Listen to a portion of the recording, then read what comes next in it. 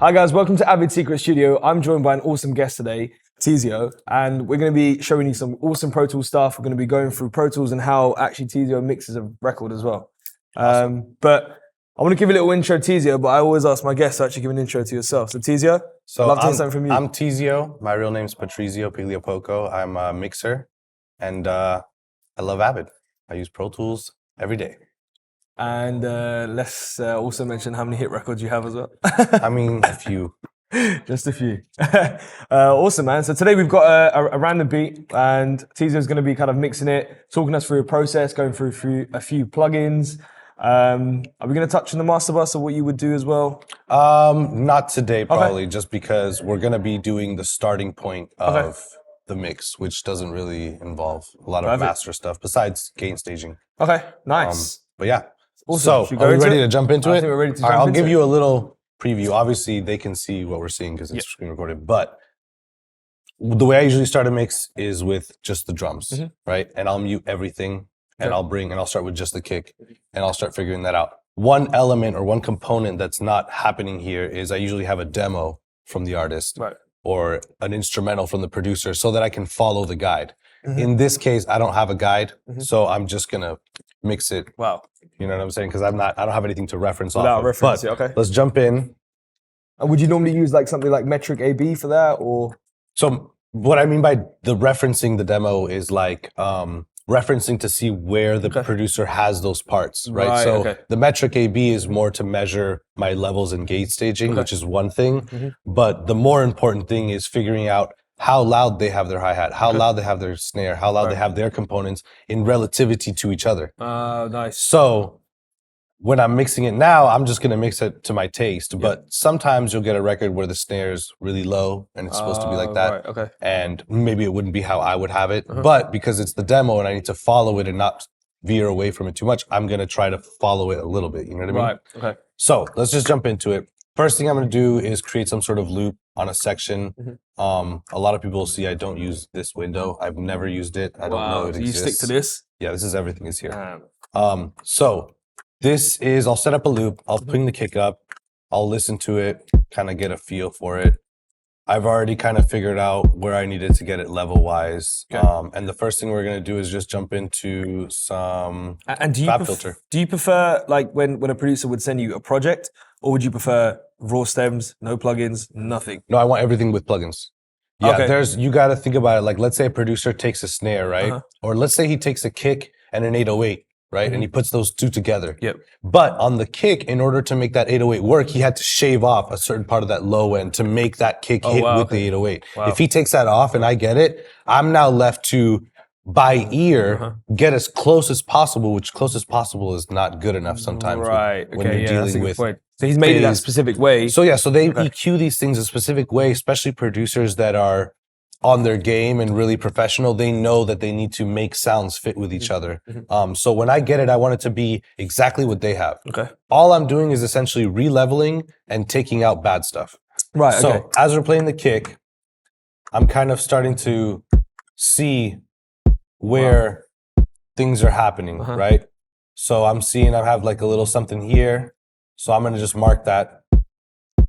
Oh, wow, that's mark awesome. This and mark this. Okay, these are areas of issues with the kick. All right, so what I'm going to do is I'm going to figure out what's going on here. And then is this That's amazing that you can put points. I didn't even know you can actually just point it as... Yeah. So I'm finding these sections now, right? These sections that might be resident in the kick. You go up, listen, see that? It's not nice. I don't like that. It's not a good frequency. So you start reducing these. And it's not like I'm going here and I'm doing this. You know what I mean? There's no reason. Everything in mixing happens in small pieces. So I'm finding this, right? This is the frequency we were listening to, that boxy frequency. We're going to bring that out just a little bit, dB. Then over here we had that, what's this? See that? That's that. So we're not going to take that too much because we don't want to lose the bottom of the kick. So we're just going to small little theater. What we might do here is make this dynamic. Oh, wow, and allow that to just sort of slightly compress the kick just a little bit. And then from there, we're going to go to the Neutron 3. We're gonna pull this up, and we're gonna take this off right here. This button right here automatically gains it back up. I don't want that. Okay. I want to gain it up myself to where I need it to And be. just for those out there, just explain exactly what Neutron is. So Neutron is an incredible compressor. Mm-hmm. It's very transparent. When I'm doing stuff with certain sounds, I want transparency. With certain things, I want color. Yep. Right. So it's just seeing where I want it. Specifically with drums, I sometimes don't want to add too much color if it's already colored and it's already coming a certain way from the producer. Sometimes, occasionally, I do get drums that are weak, claps that don't have that like cut through on top, and just add a little bit of so it cuts through a little more. But in this case, this kick is pretty robust. I don't find myself adding to it. If anything, I find myself taking away more. It's very reductive what I'm doing. So I'm bringing in, I have about almost 2 dBs of reduction happening. Okay, is this go any? Oh, you know what? This is all the way up. I have to go through the gain stage, and that's why. So we've got the kick in. It's sounding good. Let me see if you have this one plugin. I don't know if you have it. You don't. Usually what I would do is I would put another compressor, a specific one that I use. You don't have it here. It's the Wolf. Oh, okay, right. But I'm just gonna do it with a C2 and just hope that it works. It's basically to give it that last compression. Sometimes can't all be done in one thing. You can't do everything at once. Sometimes it needs to be done in steps. So I'm just giving it that last little bit of compression here. Let's see what I'm getting here. 2.7, 1.5. That might be too much. Let's go a little less. Let's reduce the ratio. Let's lower the attack a little bit because we're not trying to kill it. We're just trying to get that last cleanup on the kick. What is that on your master channel there?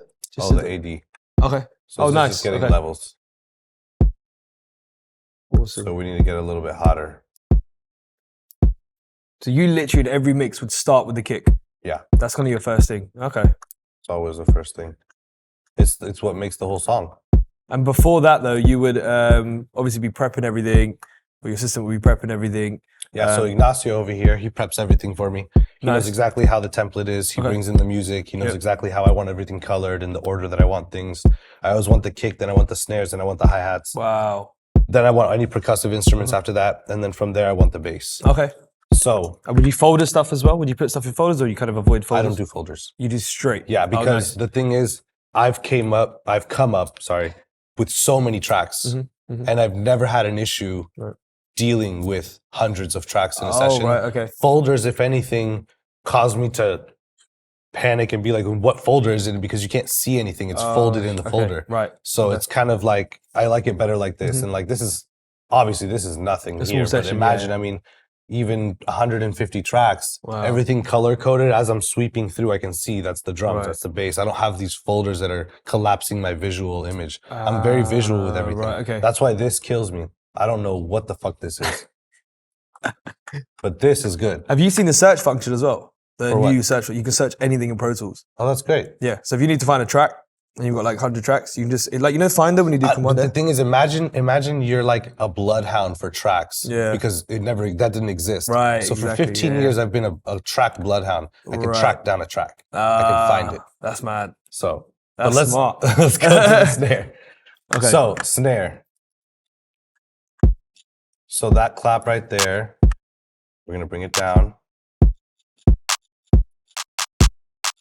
It's got a little bit of that top that I'm already starting to hear. So as I'm hearing the sound as it's coming in, I'm starting to level it and I'm starting to make a decision on what's going on with it. Is it too bright? Is it have too much bite? Oh, wow. Which in this case we do. We have that 4K right here. So what we're gonna do is we're gonna narrow this in. We're gonna find that down here somewhere. It's too low. Right there. 2300 is a pretty big issue, as you know. 2300 is. So we're going to bring that down. We're going to do a very slight, this is like shaping the audio. We're shaping it. So we're bringing this down just a little bit. Right here, we're going to figure out what this is. Wow. That's not a nice frequency. No. Like shit. So let's get this down a little bit. It's mad how you just like really minimal. You're taking it out. You're not literally dropping it all the way down. There's times when I may need to. Like if there was there's times when, especially with vocals, where a clap is the same every time. Yeah. Producers tend to EQ stuff ahead of time. With a vocal, it can be just really sharp, and I'm sitting there digging 3 dBs, notches. Like it can get bloody and crazy. Man. So, but with a clap, for example, this clap is not a bad sample. Yeah. That's the thing is sometimes don't overthink stuff. Don't think, okay, every track I need to put 10 plugins on everything because that's what I see all these other mixers do. It's really about simplicity. Like just do what's necessary. If it doesn't need saturation, then don't give it saturation. You know what I mean? So we're just shaping it so it's not so abrasive. Now we may need to change this. As we're moving down, I'm going to compress it now. And that compression is probably going to take some of that top off. So we may need to add some back. You know, it's all just figuring out where. Let's lower the ratio on this to about 2. You know, we're getting here. Boom. Use the gain to gain it back up. There we go.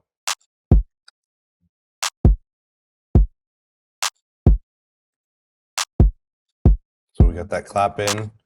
Once I start, because this all happens in steps. So I've got it set kind of where I want it. Okay, we're gonna take this hi-hat and start bringing it in. Pan it slightly to the left a little bit because the clap is in the center. Right. Okay. And everything's just on top, and the kick's also in the center. So everything's on top of each other. space. You don't really get any dimension. So I always bring it down just a little bit here. Let's start working on these frequencies, which I already hear. Wonder if I search. Yeah, there we go. So I'm seeing, look, this is already an issue. Look at that. Wow. So we need to figure this out. Boom, bring that in. And we're just gonna even it out. Everything is about cleaning and evening, you know what I mean? Boom. So that's that. Do you have Soothe on here? Wow. Yeah. Yes. All right, so first thing I'm gonna do is at 100. Okay. The depth is too much, so let's bring this down. Let's turn the sharpness up because we're trying to get into those frequencies. We'll bring this here. Because we're really only here, so we don't need the compressor to do anything down here. You know what I mean? So let's bring the focus where it needs to be. And Teezio, just for those out there as well who don't know what Soothe is, because it's a very popular. Soothe is kind of hard to explain, right? It's sort of like an automatic multi-band compressor fixer of sorts. Yeah. Like there's not really a name for what it is because it's got like AI that helps it figure out what is sticking out. Yeah. Soothe 1 on vocals as well is, I just remember Soothe is very, on vocals, especially after you've taken away top end and added top end and things may get abrasive, the Soothe kind of soothes that around while keeping things right, especially when you're messing with the mix percentage. And that's really where it comes down to. You can put this all the way up. It doesn't sound bad, but it might be taking away a little too much. We want a little bit of flair, you know? So we got this in. Let's lower the hi-hat just a little bit.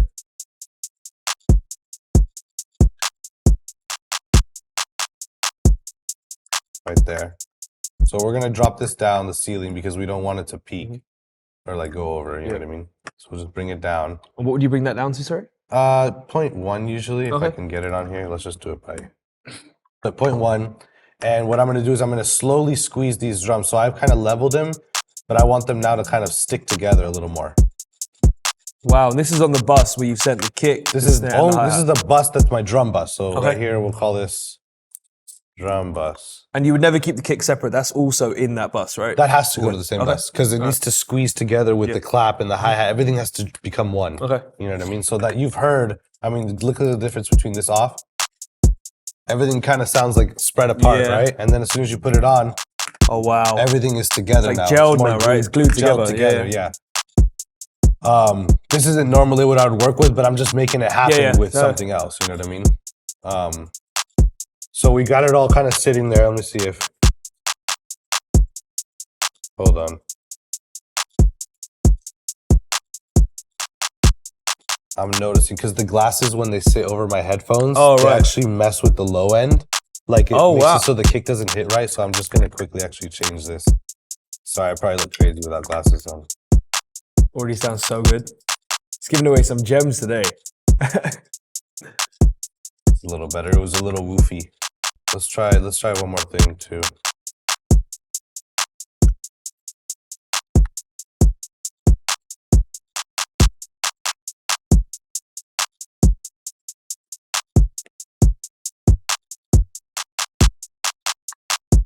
Move that off.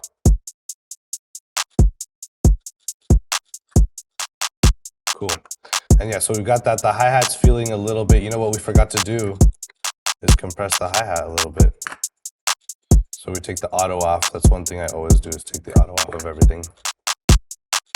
Just compress this a little bit, turn the ratio down since the hi-hat, attack down. And that kick is like proper.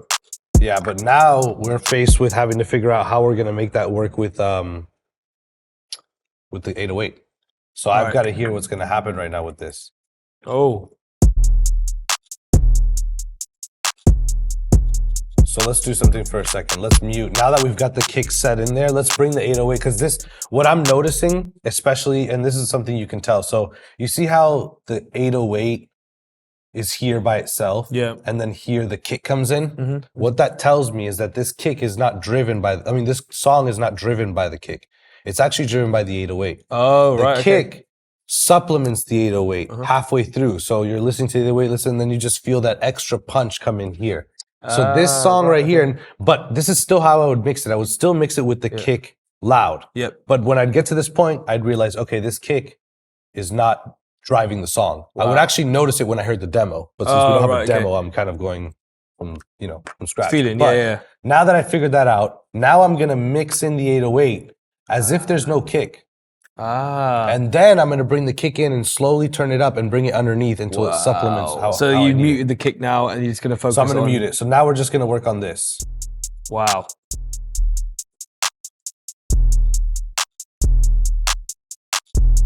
So again, we're going to figure out what we need to take out. All right, so let's figure out these resonant frequencies we don't like. That's not nice. That's boxy. That's not nice. Right there, wow. get a little bit of that out. Oh God, yeah. That's actually not bad. A little bit of that. So we're just finding bad things. That's that bite. So if we wanted to, we could. I'm not gonna do it, but I feel like if you wanted to, you could do this. And that just gives you that extra air on that bite, you know what I mean? In the 808, yeah. Which we could do, let's just leave it. It's not coming out anyway, so we'll just leave it. It's just a little bit of air.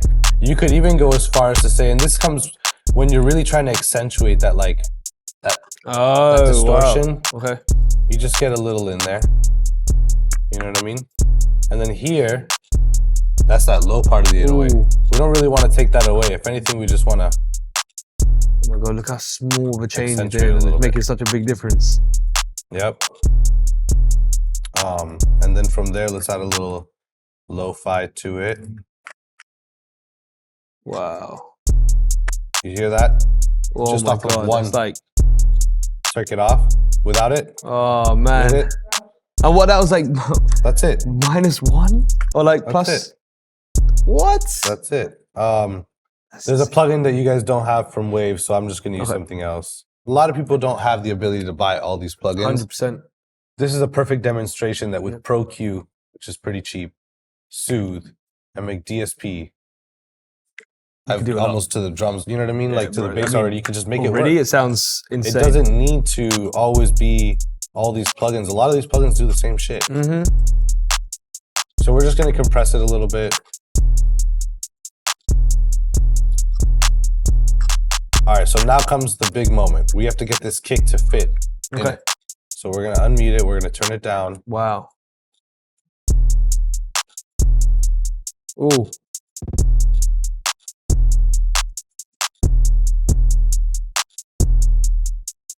And what we wanna feel is coming off of this verse, and then it comes in. That's nice. Yeah. Ooh. A little much there. Let's see what that sounds like.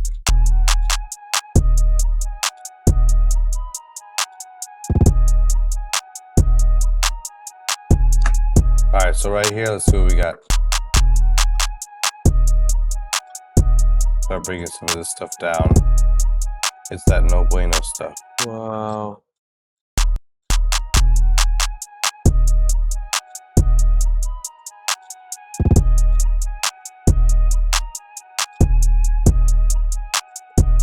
And it's crazy how many minimal things you're like doing, like just small things that are making insane changes throughout the mix. I can already hear it. Like see that?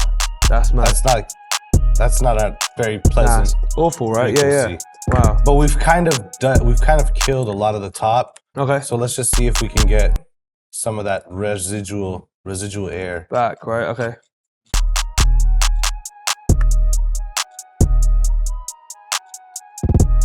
As I'm going back, I'm noticing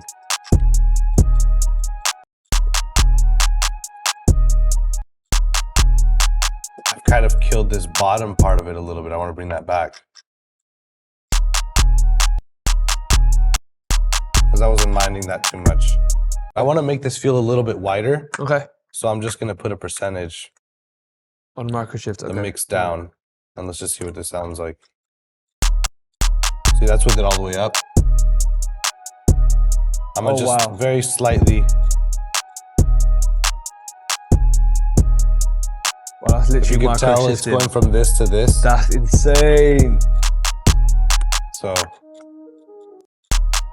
just a little bit wider. Let's try lo-fi again, right? And just explain Avid. what lo-fi is. I don't say. So it's just a saturation, and I Okay. just want to play with it and see if I can get the sound to not be so shiny and be a little bit more like warmer and stuff like that. So that's the saturation.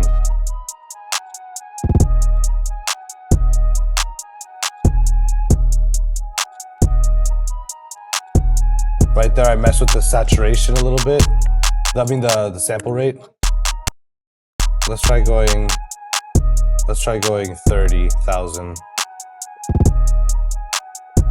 Oh, it won't let me. Oh, it gives you stages.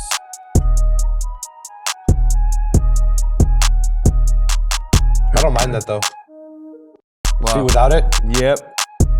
Oh, it's just like a little more cooler. I don't know. Oh my god! Like, no, it fits in very. Now, if the demo, for example, wasn't doing that, I'm not gonna do that. I'm just fucking around right now. Like, if the demo had that sound like really bright and really open, then I wouldn't be messing too much with making it darker, right? Because I'd be driving in the opposite direction of what the client is hearing. And as a mixer, do you have a lot? Like, do you have sometimes your creative kind of touch on it? Do you just do something and just chuck it in? There's times where I'm like, okay, this could be cooler. But there's times, especially like in this song right here, everything is about analyzing what is going on in the situation, right? It's your management, right? So like this sound right here drives the whole song. You don't want to change that. All right, so let's say there's this drum loop, which is not really a main part of the song.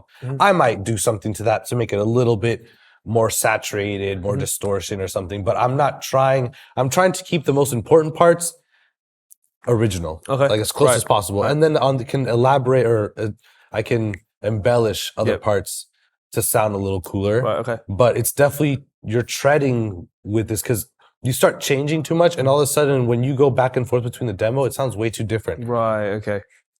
Even if different is good, you're like, oh, this sounds way better. The producer, you got to think about it. When clients are giving you a mix, they've already listened to that mix 8 billion times. Yeah, they've been listening to it for the past 3 months or 6 months over and over and over and over. They know that mix like the back of their hand. Demo writers, right? Demo writers, exactly. So it's very difficult to convince someone that something is better when you've only heard it 10 times or you're just receiving it and they've been listening to it for X amount of time. So that's kind of, and it's that's all why about you'd rather prefer a project with the plugins on and I want everything on, you know what I mean? And with the vocals, if the vocals are coming out from something that's not Pro Tools like Logic or something like that, I want them to give me the vocals with the reverbs and delays printed separate. Wow. Because once I start squeezing and compressing these vocals, that reverb's gonna get louder.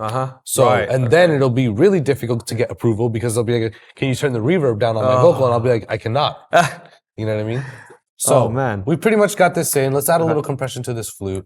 So full.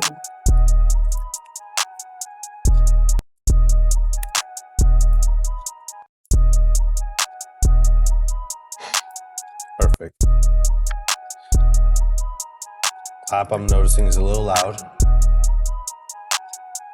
And as you're going, you're kind of going back and being like, oh, the hi-hat's a little loud. Oh, the clap's a little loud. It's all just a progress you're you're moving. Right. You're never just going one down, one down, one down. Yeah, you don't looking not come back. Oh, that's mixed Yeah. now. I put all the plugins. No, this is you have to go back. Sometimes I'll go back and like I'll be like, okay, I'll get to the vocals and then be like, man, the kick is just hitting too hard. I need to figure this out. So I'll go from the vocals back to the kick and figure out what's going on up there and come back to the vocals when I'm done. When you do have a project with vocals, you start with the beat. I know you said the drums in the beat. Yeah, the vocals are never to be started first because the most important thing about mixing is gain staging. Without that, you're not going to be giving your client a loud mix. Or you might find yourself in a position where now you're just squeezing the shit out of your limiter to get level. Right. You want to have the limiter working the least amount. Right. Okay. Yeah. And get as loud as possible with the limiter working the least. Wow. That's how you're going to retain your dynamics. Right. You know, and get loud. There are records that I can get louder with, and the records that I can't. Okay. If the kick is very dominant on a record, it's very hard to get that record to be really loud. Right. If the record is dominated by 808s, I can get that record really loud because the 808 is not punching that limiter as hard as a kick does. Right. Okay. So that's kind of the gist of everything that happened here. As you can, it's very minimal. I mean, there's not a lot going on. I'm on headphones right now, so a lot of these decisions were made based off what I'm hearing in headphones. But this is kind of a basic layout of what happens. That's amazing, man. And do you like reference with headphones at home or in the studio or wherever you may be? Usually towards the end. Okay. It's kind of weird to listening to drums on headphones with nothing else is kind of weird to listen to because the kick is being these little tiny things are trying to push out the kick, and because it's by itself, it's exposing every element of the kick. Right. So for me, mixing kicks and drums on headphones, I found it especially difficult. If I did it on speakers, I could probably mix the rest of the record, vocals and music with headphones on. But that low end and how much low end is coming through the speakers and on the floor, those are how I can tell how loud things are. With headphones, I can't really tell like how much sub frequency there is in that kick. Okay. That's why when I moved my glasses, I noticed it was a lot subbier than it was. You'd never think it, right? But it probably makes a massive difference. You'd never think huge difference. Like when I reference mixes, I always have to put my glasses up so that I can like listen. Dude, that's nuts. You know what I mean? Because every little thing makes a difference. You turning your head like this can make your ear open up more here. Like it's all these things that I've noticed through hearing mixes and testing things out and seeing how things work. You know what I mean? Awesome, man. Well, Teezio, thank you so much, man. You've given some gems today. Like, seriously, dude. I got you. You smashed it. And obviously, you didn't have all your plugins, and you still did it. I didn't have anything. And it sounds great. Yeah, literally. My Atmos headphones. Oh, man. But guys, thank you so much. Teezio, where can people find you or see your stuff? Or I mean, I'm on Instagram at Teezio, Teezio. And then you'll catch me on a bunch of Avid stuff. So yeah, awesome. Well, Teezio, thank you so much, man. Thank you so much. Appreciate it. Guys, take care. We'll see you soon.